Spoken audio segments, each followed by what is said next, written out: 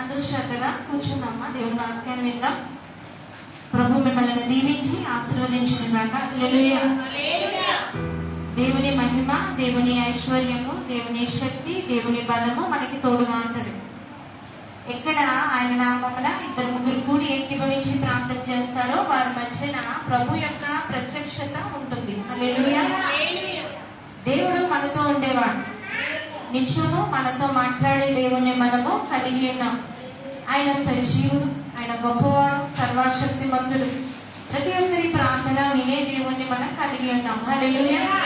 మరి ఈరోజు శాంతమ్మ గారి కుటుంబం కృతజ్ఞత కూడిక, మరి చక్కటి కూడికను ఏర్పాటు చేసుకున్నారు. దేవుడు వారి కుటుంబాన్ని దీవించి ఆశీర్వదించును గాక. హల్లెలూయా. వారి సాక్ష్యం విన్నాం కదండి. దేవుడు బహుగా మా కుటుంబాన్ని దీవించాడు. మాకు రావాల్సిన డబ్బులు రావడానికి దేవుడు కృప చూపాడు. అలా కుమార్తె పడిపోయినప్పుడు పెద్ద దెబ్బలేమి తగలకుండా దేవుడు ఆ బిడ్డను కాచి కాపాడాడు. శాంతమ్మ గారి యొక్క ప్రతి బలహీనతల్లో నుండి దేవుడు లేవనెత్తాడు. అలాగే వాళ్ళ అక్కగారి కుటుంబం అమ్మ గురించి కూడా ప్రార్థన చేయమన్నారు. ప్రార్థన చేస్తూ బిడ్డను కూడా దేవుడు ముట్టి స్వస్థపరిచాడు. హల్లెలూయా. మీకు తల్లిగారికి ఎంతమంది అయితే అక్కలు ఉన్నారో అందరి గురించి ఇక్కడ ప్రార్థన చేస్తూ ఉంటారు. హల్లెలూయా. వారి కుటుంబాల గురించి పరిశుద్ధ ప్రార్థనా మందిరంలో ప్రార్థన చేస్తూ ఉంటాం. ఎందుకు చేతులనగా రక్త సంబంధికుల గురించి ప్రార్థన చేయించాలంటే అది ఎంతో ప్రేమ కలిగి ఉండాలి కదండి. ప్రేమ ఉంటేనే మా వాళ్ళ కోసం ప్రార్థన చేయండి అంటారు. అదే ప్రేమ లేకపోతే చేయమంటారా? చేయమంటారు. ఇంకా వాళ్ళు బాగుంటే ఇయకే బాధ.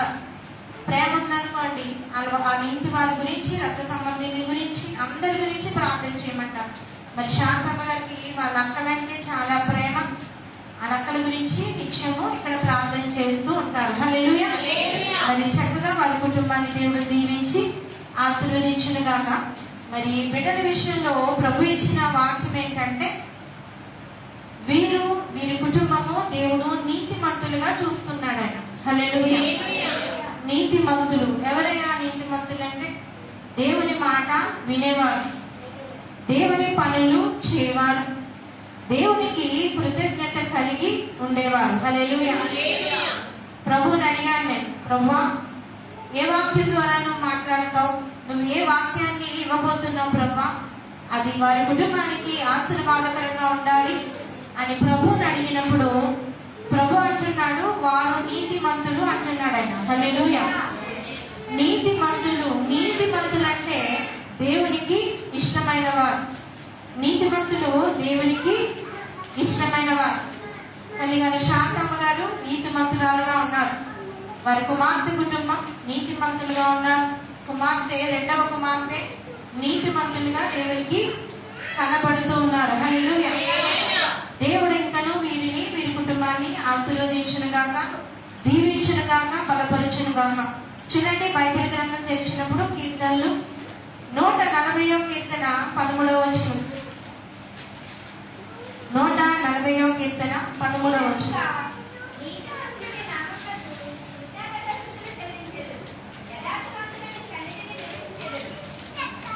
చాలా 140వ కీర్తన 13వ వచనం.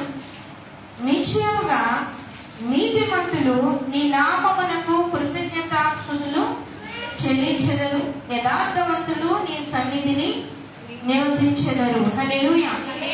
నిశ్చయముగా నీతిమంతులు నీ నామమునకు కృతజ్ఞతాస్తుతులు చెల్లించెదరు. నీతిమంతుల పక్షమున ప్రభు అంటాడు. ప్రభు అంటాడు, నీతిమంతుల పక్షాన ఎవరుంటారు? దేవుడు అంటాడు. వారి జీవితంలో వారు ఒంటరిగా ఉన్నాను, వారు నీతిమంతులు కాబట్టి వారిని ప్రభువు మహాసైన్యముగా నడిపిస్తాడు. హల్లెలూయా. మరి తల్లిగారు ఒంటరిగానే కదా తన జీవనాన్ని కొనసాగిస్తూ ఇక్కడ వరకు వచ్చారు. హల్లెలూయా. ఇంతవరకు చూడండి, చక్కగా ఈ కూడిక నిమిత్తం ఈ ఏర్పాట్లు ఇవన్నీ కూడా ప్రభు చూస్తాడు. ఎవరు చూస్తారండి? ప్రభు చూస్తాడు. ప్రభు సమస్తాన్ని కూడా చూసేవాడు ఆయన. హల్లెలూయా. నీతిమంతులంట దేవుని కను దృష్టిలో ఉంటారు. నీతిమంతుల్ని ప్రభు అంట ఆయన కను దృష్టితో చూసి వారి యొక్క ప్రతి అవసరతను తీరుస్తాడట, ప్రతి అక్కరను తీరుస్తాడు. మనము నీతిమంతులుగా చేస్తే దేవుడు నీతిమంతులకి తగిన ప్రతిఫలాన్ని ఇస్తా ఉంటాడు. నీతిమంతులకి కావలసిన ప్రతి ఆశీర్వాదాన్ని దేవుడు ఇస్తాడు. నీతిమంతుల మార్గం ఎవరికి తెలుస్తుందంటే యెహోవాకు తెలియను. హల్లెలూయా. దేవుడికి తెలుస్తుంది మన మార్గం ఏంటి, మన జీవితం ఏంటి, మన బ్రతుకు ఏంటి, మన బ్రతుకు ఏం కావాలి, మనం ఏ విధంగా ఆశీర్వదింపబడదాం, ఇదంతా కూడా దేవునికి తెలుస్తుంది. హల్లెలూయా.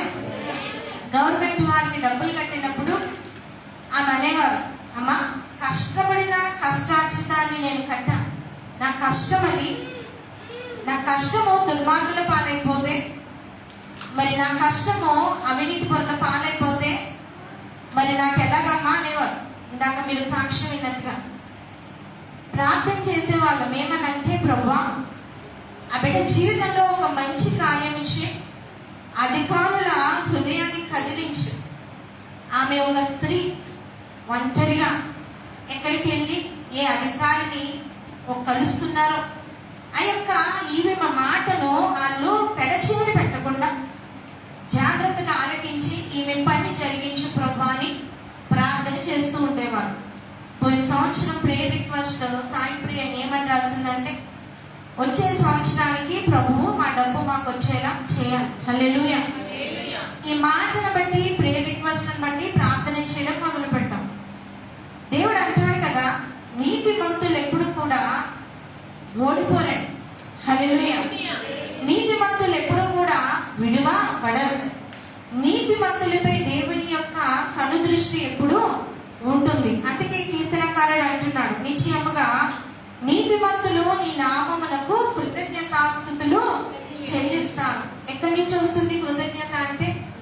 హృదయంలో నుంచి. దేవుడు చేసిన అద్భుతాలను బట్టి, దేవుడు చేసిన ఆశ్చర్య కార్యములను బట్టి, దేవుడు చేసిన మేలులను బట్టి కృతజ్ఞతలు వస్తాయి. హల్లెలూయా. దేవుని స్తుతించడం, దేవుని గణపరచడం అది ఎంతో మంచిదండి.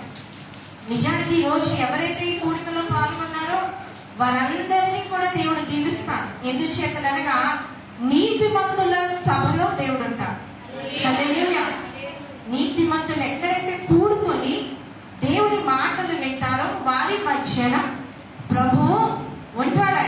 తప్పక ఆయన గొప్ప కార్యములు వీరితో పాటు అందరికీ చేస్తూ ఉంటాడు ఆయన. మరి ముఖ్యంగా కృతజ్ఞత తెలపాలంట నీతిమంతులు. వారి జీవితంలో జరిగిన మంచి కార్యములను బట్టి దేవునికి స్తుతులు చెల్లించాలి. యథార్థవంతులు దేవుని సన్నిధిలో నివసించెదరు. యథార్థవంతులు దేవుని సన్నిధిలో నివసించెదరు. ప్రభు సన్నిధిలో ఉంటారంట యథార్థవంతులు. యథార్థవంతులు అనగా నీతిమంతులు. నీతిమంతుల మార్గము యెహోవాకు తెలియను. ఎందుకు దేవునికి తెలుసు వాళ్ళ మార్గం అంటే, నీతిమంతులు యథార్థవంతులు దేవుని సన్నిధిలో ఉంటారు కాబట్టి దేవునికి వారి మార్గములు తెలుసు. హల్లెలూయా. నువ్వు దేవుని సన్నిధికి నమ్మకంగా వస్తావు, దేవుని యొక్క ప్రతి పనిని జాగ్రత్తగా చేస్తావు, దేవునికి కృతజ్ఞత కలిగి ఉంటావు. ఇవన్నీ నువ్వు చేస్తూ నీ సొంత పని మీద ఎక్కడికి వెళ్ళినా దేవుడు దానికి జయమిస్తాడు. హల్లెలూయా.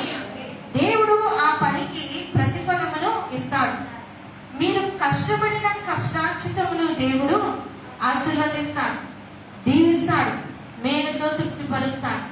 చూడండి, దేవుని సన్నిధికి వస్తూ దేవుని సన్నిధిలో ఉంటూ మనకి నచ్చిన జీవితము ఈ సన్నిధి నుంచి బయట అడుగు పెట్టాక జీవిస్తే కనుక దానికి ఎటువంటి ప్రతిఫలము ఉండదు. ఎవరైతే మందిరంలో ఎలా అయితే జీవిస్తున్నారో బయట కూడా అలాగే జీవిస్తే వారు నీతిమంతులు. హల్లెలూయా. వారు ఆశీర్వదింపబడిన వారు.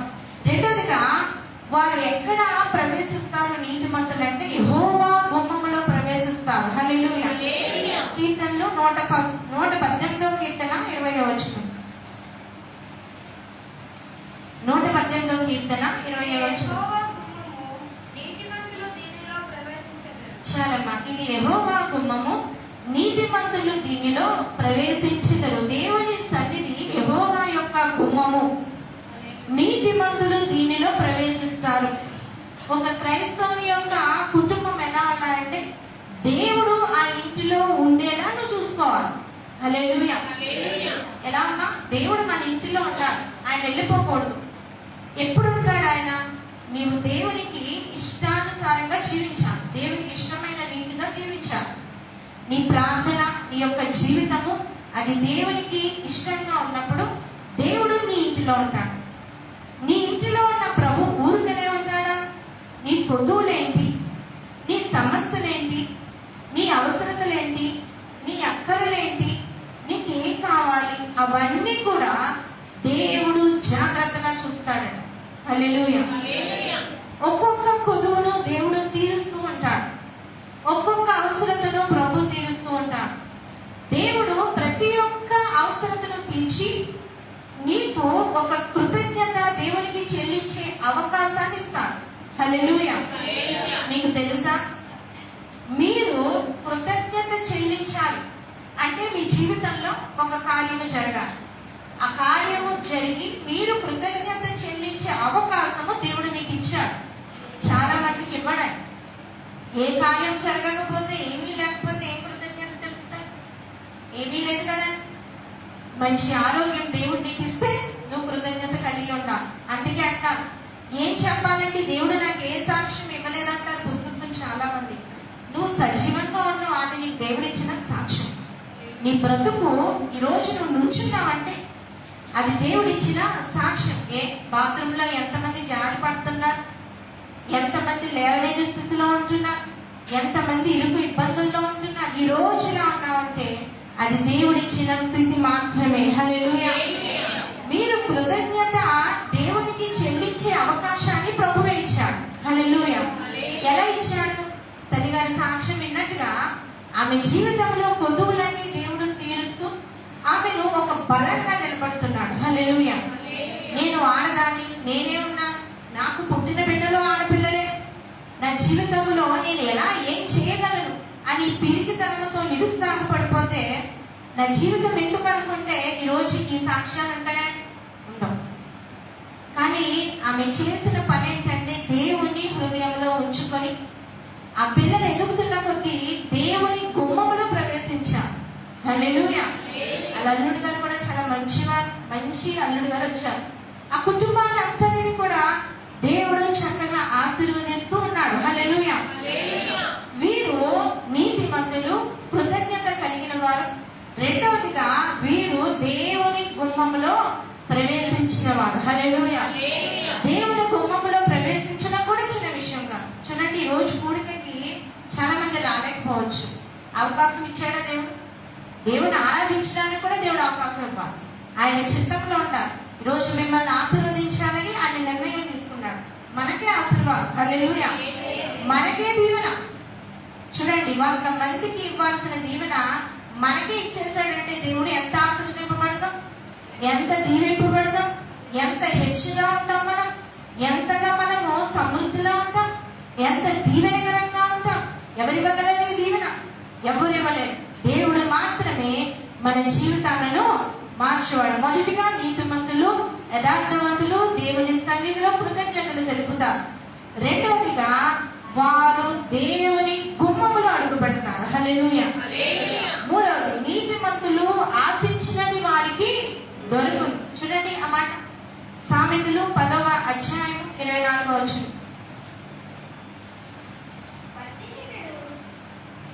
చదవండి, 10వ అధ్యాయం 24వ వచనం.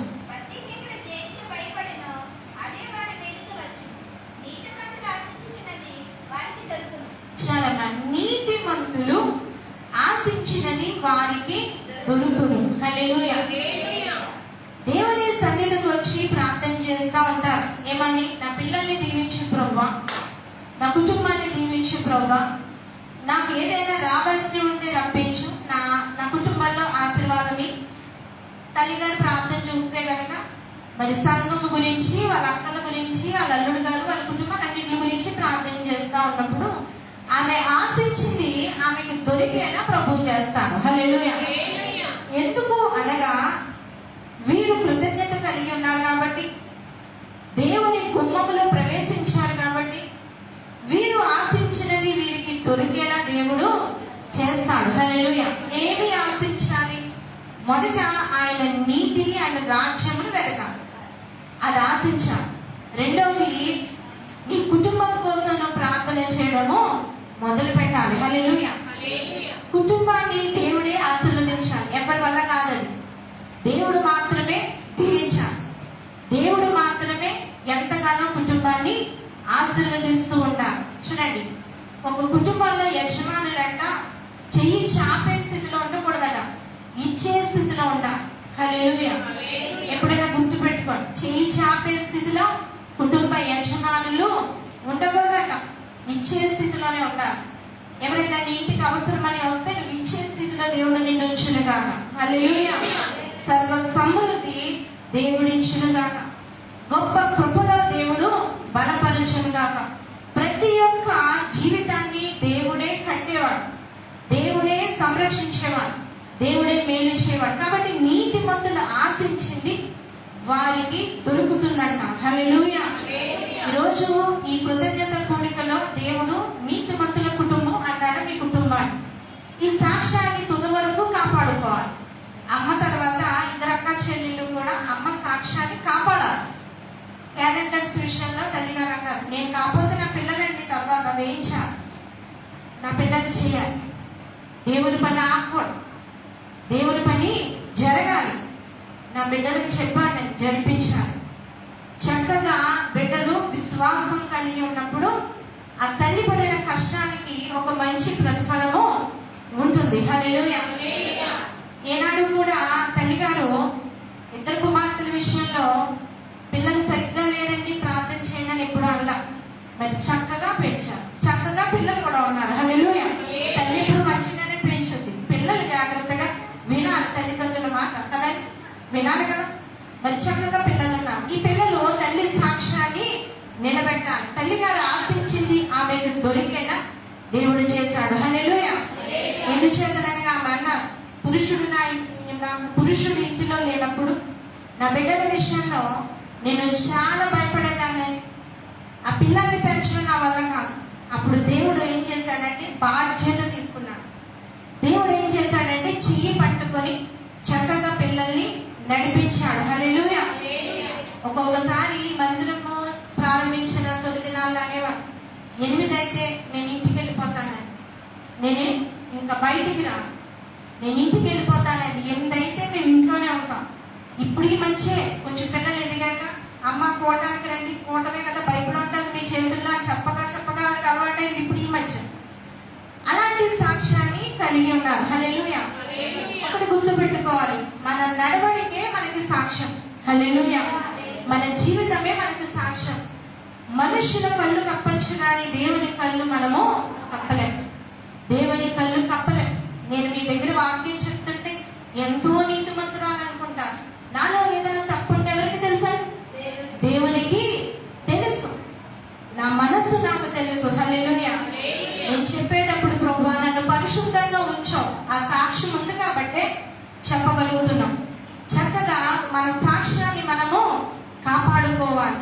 మా ఇంటి దగ్గర, మా ఇంటి పక్కన మీకు చాలాసార్లు చెప్పాను నేను, పంతులు గారు ఉంటారని.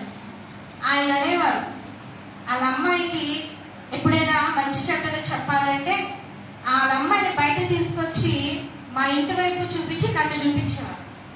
ఆ పాస్టర్ గారు అమ్మాయిని చూడండి, కాలేజ్కి వెళ్ళి ఆమె తల వంచుకొని మళ్ళీ ఇంటికి వచ్చేదాకా తలెత్తదు అని చెప్పేవారు.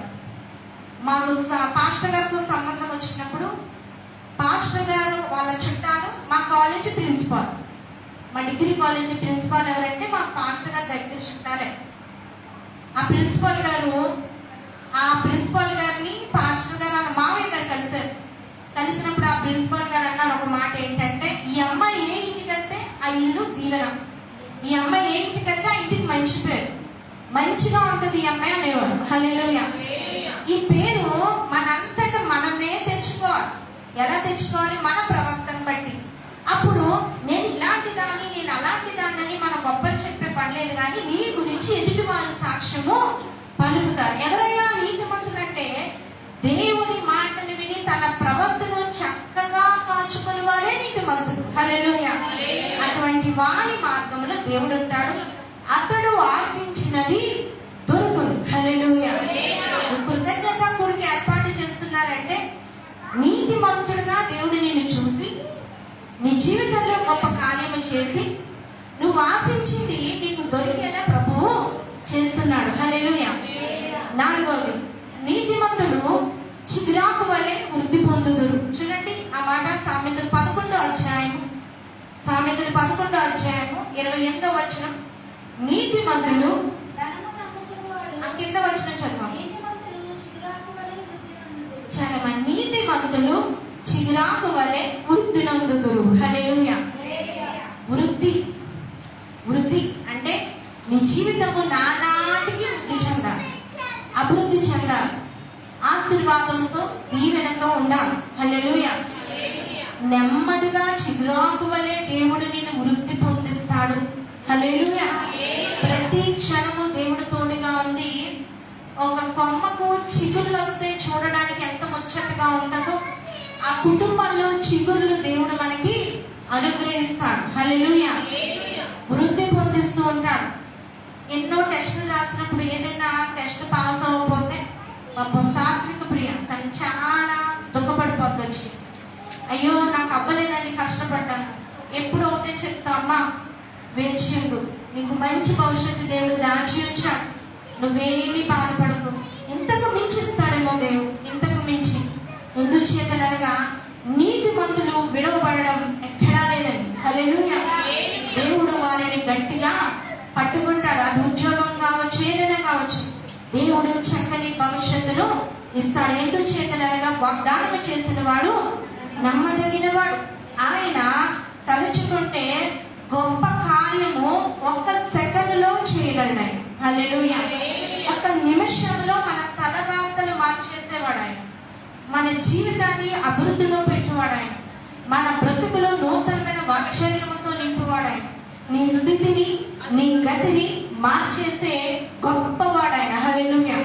అటువంటి దేవుని మనము కలిగి ఉన్నాం. కాబట్టి నీతిమంతులు చిగురాకు వలె వృద్ధి పొందుతారు. వారు అభివృద్ధి చూస్తారు, వారు దీవెన చూస్తారు, వారు ఎంతగానో మేలును చూస్తారు. హల్లెలూయా. మొదటిగా నీతిమంతులు దేవుని సన్నిధిలో యథార్థవంతుల సభలో కృతజ్ఞతలు చెల్లిస్తారు. రెండవదిగా నీతిమంతులు దేవుని గుమ్మములో ప్రవేశించిన వారు. హల్లెలూయా. మూడవది ఏంటంటే నీతిమంతులు ఆశించినది వారికి దొరుకును. ఏదైతే నువ్వు ఆశించావో హృదయపూర్వకంగా దేవుడు అది నీకు దొరికేలా చేస్తాడు. చూడండి, మనం వెళ్తా ఉంటే ఒక వచనం దొరికితే మనకి ఎంత అమూల్యంగా ఉంటుందో అటువంటి వచనాలు మంచి జీవితాలు దేవుడు అనుగ్రహిస్తాడు. హల్లెలూయా. దేవుడు ఎన్నో అద్భుతాలు మన జీవితంలో జరిగిస్తాడు. 4వదిగా నీతిమంతులు చిగురాకు వలె వృద్ధి పొందుతారు. హల్లెలూయా. 5వది చూద్దాం. నీతిమంతులు సింహము వలె ధైర్యముగా ఉంటారు. సామెతలు 28వ అధ్యాయం 1వ వచనం.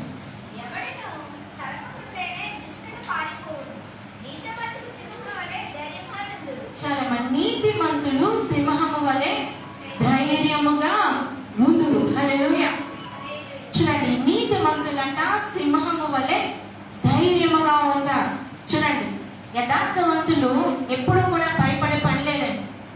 పాపాత్మలే భయపడాలి, పాపము చేయవారే భయపడాలి, అబద్ధములు ఆడవారే భయపడాలి, దేవునికి విరోధమైన పనులు చేయవారే భయపడాలి. నీతిమంతుడు దేని విషయంలో భయపడే పని లేదు. ఎందుచేతనగా వారు సింహము లాంటి వారని దేవుని వాక్యము సెలవిస్తుంది. హల్లెలూయా. నీతిమంతులు సింహము వలె ధైర్యముగా ఉందురు. ఏ కష్టం వచ్చినా, బాధ వచ్చినా, ఏ లేవంటారా శాంతమ్మ గారి జీవితంలో ఎన్ని సందర్భాల్లో ఆమె ఏడుస్తూ మందిరంలో ప్రార్థన చేశారు. ఎన్ని కష్టాలు, ఒంటరితనంలో ఎన్ని ఇబ్బందులు, ఎంత ఇబ్బందికరమైన పరిస్థితిలో చాలా కష్టాలే అనుభవించారు. కానీ ప్రతి కష్టంలో దేవుడు నిలబెట్టాడే. మా కష్టాలు లేకుండా అందరూ బాగానే ఉన్నామా? అందరి జీవితాల్లో కూడా ఏదో ఒక కష్టం, ఏదో ఒక బాధ. నిన్న సోమేశ్వరి గారు పిండి గారు వచ్చి రావడానికి అన్నీ ఉన్నాయి కానీ సంతోషము లేదు. హల్లెలూయా. చూడండి, ఏదో ఒక ముళ్ళు, ఏదో ఒక ఇబ్బంది. పల్లవి అని మన సన్నిధికి వస్తూ ఉంటారు అప్పుడప్పుడు. ఆ కుమారుడి విషయంలో వాళ్ళు ఎంతో బాధ అనుభవిస్తున్నారు, ఎంతో కష్టం అనుభవిస్తున్నారు. ఆ కుమారుడు సరిగ్గా లేక ఆ తల్లి ఎంతగానో ఏడుస్తూ ఎంతగానో బాధపడుతుంది. ఆ తల్లి అంటుంది కదా ఒకటే మాట, కుమారుడు మాడితే చాలు, మారితే చాలండి. నేను అన్నం తినకపోయినా పర్లా, ఎందుకంటే ఆమె గొంతు నుంచి అన్నము దిగదు కదా, ఆమెకు ఆ సమస్య ఉంది కదా. నేను తిండి లేకపోయినా బ్రతకగలను, కానీ నా కుమారుడు సరిగ్గా లేకపోతే నేను బ్రతకలేకపోతున్నాను అంటుంది ఆమె. హల్లెలూయా. చూడండి, కుమారులను సరిగ్గా పెట్టువాడు ఆయనే. చూడండి, మన కుటుంబాలు చూసుకుంటే పిల్లలను మరి జాగ్రత్తగా తల్లి మాట వినే బిడ్డలుగా ఉండాలి కదా. ఈ సంతోషాన్ని దేవుడే ఇచ్చాడు. పిల్లలు కనుక తల్లి మాట వినకపోతే ఆ తల్లికి ఎంత బాధ అండి, ఎంత కష్టం, ఎంత భయము, ఎంత ఆందోళన. పిల్లల గురించి బెంగలెట్టుకోవడం అన్న బాధ ఇంకొకటి ఉండదు. హల్లెలూయా. కాబట్టి తల్లి తండ్రి కుటుంబంలో జాగ్రత్తగా ఉంటే వారి నీతిమంతులు, దేవుని బిడ్డలు. దేవుని బిడ్డలను దేవుడు ఎప్పుడు కూడా దీవిస్తూ వారంట సింహము వలె ధైర్యముగా ఉంటారంట. ఉండదా మరి? అలా ఉంటే పిల్లలు జాగ్రత్తగా ఉంటే తల్లి ధైర్యంగా ఉండదా? ధైర్యంగా ఉండదు. ఎన్ని ఇబ్బందులు వచ్చినా నా పిల్లలు మంచివారు, నా పిల్లలు చక్కగా మాట వింటారని ధైర్యం కలిగి తల్లి ఉంటుంది. ఒకవేళ నేను కొన్ని సందర్భాలు ఇప్పుడు నేను కొత్తగా వింటున్నాను, ఏంటంటే ప్రార్థన చేయమంటున్నాను. పిల్లలు మంచివాళ్ళండి, తల్లిదండ్రులు సరిగ్గా లేదు. ఈ మధ్య మేము ప్రార్థన చేస్తున్నాం. పిల్లల బుద్ధిమంతులు, చెడ్డ అలవాట్లు లేవు వాళ్ళకి, చక్కగా చదువుకుంటారు. తల్లిదండ్రుల్లో సఖ్యత లేదు, తల్లిదండ్రుల వల్ల బాధపడుతున్న పిల్లలు ఉన్నారు. హల్లెలూయా. చూడండి, ఇలాంటి భయంకరమైన స్థితిలో మనం ఉన్నాం. కాబట్టి నేను ఎందుకు కృతజ్ఞతలు చెప్పాలి దేవుడికి అంటే, ఈరోజు నీ స్థితిలో ఉందంటే నీ జీవితంలో కృతజ్ఞత కలిగి ఉండాలి. హల్లెలూయా. నీవు కృతజ్ఞత కలిగి దేవుణ్ణి స్తుతించాలి. ఎందుకు చేతనగా నువ్వు సింహము వలె ధైర్యముగా ఉండేలా దేవుడు చేశాడు. నీ కుటుంబం బట్టి దేవుడు నీకు ధైర్యమును ఇచ్చాడు. నీ జీవితం బట్టి దేవుడు నీకు ధైర్యమును ఇచ్చాడు. హల్లెలూయా. తల్లి గారు అంటున్నారు నాతో, ఆ మంట మందిరానికి రండి అన్నాను. నేను రాలేనండి అన్నారు. ఏంటి అన్నారు. నేను గనక మందిరానికి వస్తే గనక ఈలోపు నా పిల్లలు చెడ్డ పనులు చేసేస్తారు. ఇల్లు కడిపెట్టుకొని ఉండాలండి, నేను ఇల్లు కాచుకోవాలి. నా ఫోన్లు ఉన్నాయి కదా, ఆ ఫోన్లు కాచుకోవాలి. చూడండి ఎలాంటి పరిస్థితి, ఇల్లు వదలడానికి లేని పరిస్థితి. నిన్నటి రోజునే ఆమె మాట్లాడింది, నిన్న సాయంత్రం ఇల్లు వదిలే స్థితి నాకు లేదు. ఎందుచేతన ఆ పిల్ల కూతురు కాలేదు, లేదంటే ఆ పిల్లోడు కూతురు కాలేడు. దానివల్ల ఇల్లు వదలగలదా తల్లి? ఇల్లు వదలలేదు. ఈరోజు తల్లి తండ్రి బిడ్డలో చక్కగా ఎవరి పనులు వాళ్ళు వెళ్ళిపోతున్నారంటే నీ ఇంట్లో సమాధానం ఉంది కాబట్టి నువ్వు దేవునికి కృతజ్ఞత కలిగి ఉండాలి. నీకు ఆ ధైర్యం దేవుడు ఇచ్చాడు. కాబట్టి నీతిమంతులంట సింహము వలె ధైర్యముగా ఉంటారు. హల్లెలూయా. చూడండి, ఆ రోజు నీతిమంతులు విడువబడరు. కీర్తనలు 37వ కీర్తన 25వ వచనం. 37వ కీర్తన 25వ వచనం.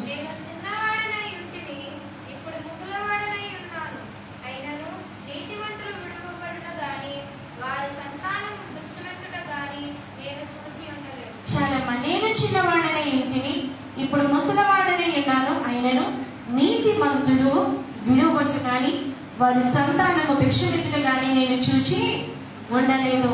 భిక్షం అంటే రోడ్డు మీద అడుక్కోవడం కాదు, ఇంట్లో ఉండి అడుక్కోవడం అనమాట. అంటే నాకు లేదు, ఎవరైనా ఇస్తే బాగుండు.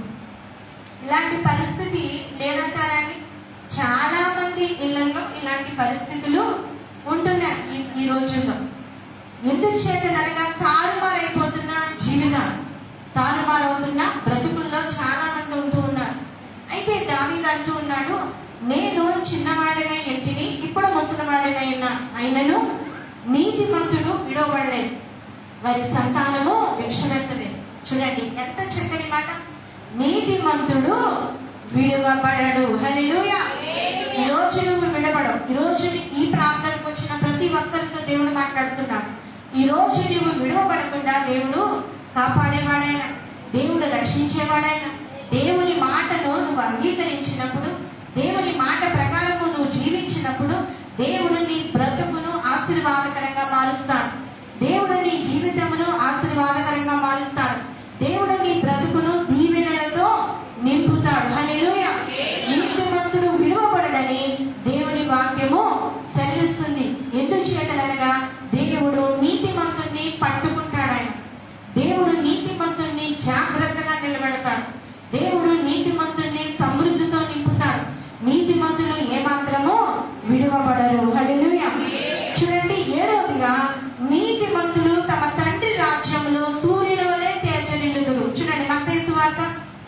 13వ అధ్యాయం 43వ వచనం చివర 43. మత్తయి సువార్త 13.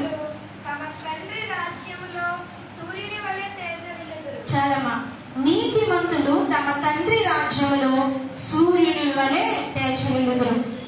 ఈ 6 అంశాల్లో 6 అంశాలు కూడా నువ్వు దేవునితో ఉంటే, నీతిమంతులుగా ఉంటే, మొదటిగా నీతిమంతులు కృతజ్ఞతాస్తుతులు చెల్లిస్తారు.